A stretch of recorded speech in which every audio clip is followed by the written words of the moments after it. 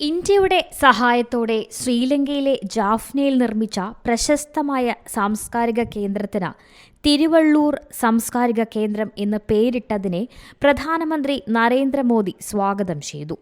India in Sri Lanka എന്ന X ഹാൻഡിലിലെ പോസ്റ്റിന് മറുപടിയായാണ് നരേന്ദ്രമോദി ഇക്കാര്യങ്ങൾ സൂചിപ്പിച്ചത്.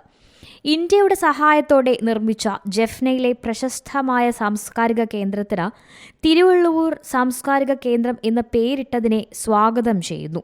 മഹാനായ തിരുവള്ളുവർക്ക് ശ്രദ്ധാഞ്ജലി അർപ്പിക്കുന്നതിന് പുറമെ ഇന്ത്യയിലെയും ശ്രീലങ്കയിലെയും ജനങ്ങൾ തമ്മിലുള്ള ആഴത്തിലുള്ള സാംസ്കാരിക ഭാഷ, ചരിത്ര, നാഗരിക ബന്ധങ്ങളുടെ തെളിവ് കൂടിയാണിതെന്ന് മോദി കുറിച്ചു.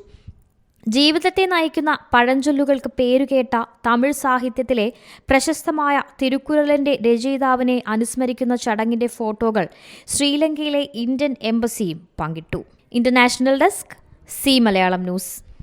ഏറ്റവും പുതിയ വാർത്തകളും വിശേഷങ്ങളും വിരൽ തുമ്പിലറിയാൻ സി മലയാളം ന്യൂസ് എല്ലാ ഡിജിറ്റൽ പ്ലാറ്റ്ഫോമുകളിലും ലഭ്യം.